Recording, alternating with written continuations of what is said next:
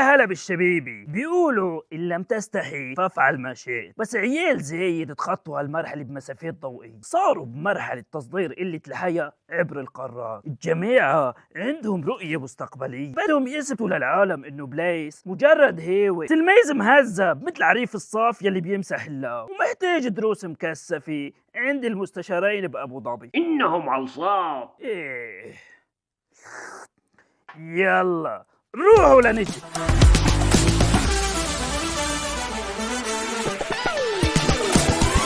شفت وزير خارجية الإمارات شو عمل؟ حامل حاله وطالع على أوروبا يحذرهم من المسلمين.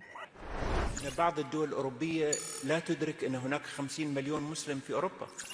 هناك دول أوروبية اليوم هي حاضنة للإرهابيين، حاضنة للتطرف، وعليها إما أن تكشف من هذا الزيف وهذا اللبس أو أن تتحمل مسؤوليتها.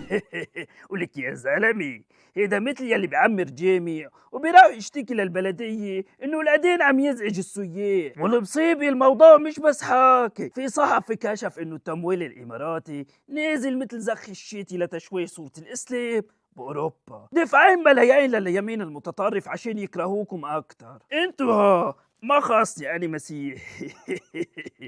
حسابات إماراتية تهاجم الإسلام، تضخ سرديات الكراهية وتصدر الإسلاموفوبيا إلى الغرب. فكيف تقود الإمارات حربا رقمية ضد المساجد في أوروبا؟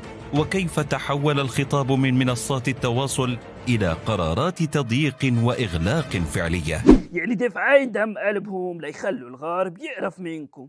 لك يا عمي، لك يا عمي، إذا القصة بس كور ابعتونا نصها المصريين ونحن بنكره حالنا وبنكره الساعة يلي شفنا فيها وجوهكم. أنا حلي ما بحبه. إلا شو الغلبة وتحويلات البنكية والله حيه. وعسيرتوا وجوهكم، سمعتوا وجه السحارة الجحش الكبير بالتسريبات شو قايل؟ إنه عوصة. سيرجمونني بالحجارة لو عرفوا توجهاتي الحقيقية. حاكم يستقبل مسؤولا أمريكيا رفيعا ثم يقول بكل هدوء: لو علم الشعب ما أفعل لرجموني بالحجارة. حاكم يرى أن إعلان بعض مواقفه قد يكلفه غضبا شعبيا. هو الله تكفل فيك الحمد لله عم تموت. راجم يا سمو الأمير، الراجم علي العلاج. لك أنت لو توجهاتك الحقيقية طلعت مثل ما نحن شايفينها، بليس نفسه حيطلب فحص DNA حتى يتأكد انك مش ابنه العاق. الناس مش رح ترجمك بالحجارة، الناس رح ترجمك بصورمية التاريخ يلي عم تحاول تمسحه وتشوهه كل يوم. يا عوصة. شو العلاقة بين موانئ دبي وجزيرة أبستاين؟ ويلي مفكر هالموانئ بس للتجارة ونقل البضايع بيكون غلطان، بل هي لنقل بضائع اللحم البشري وفضايح مدوية. رئيس المينا ويلي استلم محله ويمكن يلي بعده كمان، وحتى هند العوايس واختها وما خفي اعظم، اسماء عم ترقص راس دفاتر نادي الفضيحه الابستيني.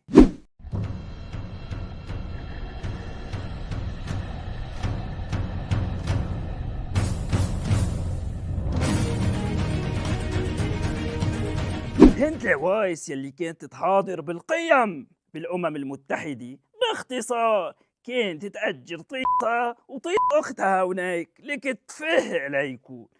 الوالد والوالدة كانوا دائما يقولون أن العلم هو سلاح المرأة. لا إله إلا الله، لا إله إلا الله. وعندما ننظر بقضية تمكين المرأة نرى أن العلم هو الأساس. تتنقل من مؤتمر لآخر تتحدث عن حقوق البنات وحمايتهم من الاستغلال، وفي الخفاء كانت جزءا من شبكة جيفري إبستين عميل الموساد المتاجر وتهريب. والله ننشر عضكن يا عوصة. وهلأ رح نترككم مع نشرة أخبار الخرابيطة، نشرة أخبار الأشاطي. شان شين شو. الأنظمة العربية تستفيد من روبوتات الكونغفو الصينية لقمع أي تحركات شعبية مستقبلية وتستعيد بهم عن البلطجية أو فعل ضربات أدق. عام 2050 أمريكا وإيران يجلون الجولة 1,400,000 و500 من المفاوضات غير المباشرة، بس بدل ما يرسلوا علاق جويت كوف أرسلوا روبوتات إيه بس ما هو المشكلة إنه اللوبوتات الأمريكية والإيرانية صاروا لفات ونسيوا عن شو عم يتفاوضوا. شائعات عن أن أصالة نصري وضعت شريحة في رأسها حتى استطاعت الغناء ب7 لهجات وألهبت المسلح بالغناء والرقص والفأش. أكيد حاطة شريحة، طبعا هي الإشاعة نحن طالعناها. في أجواء عائلية حميمة، محمد رمضان ولا زوجة ابن دونالد ترامب ألهبوا بيت العائلة في ميامي ودبكوها غنية تلقح فيها العربي والأفريقي والأنجلو ساكسوني. نسيت كلسوني، هي من عندي ما له علاقة محمد رمضان. بس غنوا نودعكم وإن شاء الله يبلى بحلو يلي ببالي. بشرى سارة لمشاهدينا الأكارم، صار فيكم تعملوا شو ما بدكم من موبقات ومنكرات. هذا نوع جديد أخي. لأن حتى لو دخلنا جهنم الحكومة بتطلعنا منها لبر الأمان. هيدا يلي كتبه المستشار الفهيم عبد الخالق عبد الله، طلع وطمنا هيك قال: أنا عندي يقين أن لو تأتي حكومة الإمارات وتذهب بنا إلى جهنم سوف تعودنا أيضا سالمين. هكذا هي الثقة مطلقة في حكومة الإمارات. فوق قدرتنا. لا واثق من حاله الهبيلي، مفكر حيفتحوا لك فرع لدبي مول بجهنم والزبانية يلبسوهم سكيورتي تبع موانئ دبي. بلايس بيعملوا لك يا مدير قسم الترفيه والسعادة. جهنم في اي بي عزوقك يا حبيبي مفكرها؟ اي والله اي والله لا تتشلوط وشلوط يا عصام. دي صحيح صايمين. رمضان مبارك عليكم يا طويل العمر. لا تخاف من الرجم بالحجارة، الحجر خسارة فيك. نحن رح نضل نراقبكم كل يوم ونفضح كل الوسخ يلي مخبيينه تحت سجيتكم الأحمر.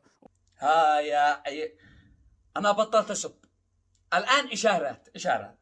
وما تنسوا انتوا وعم تحضرونا تلبسوا أي شيء له علاقة بالقضية، نكيي بعيالي الخايب. يلا روحوا لروح شوف لي شي فضيحة جديدة للحلقة الجاي.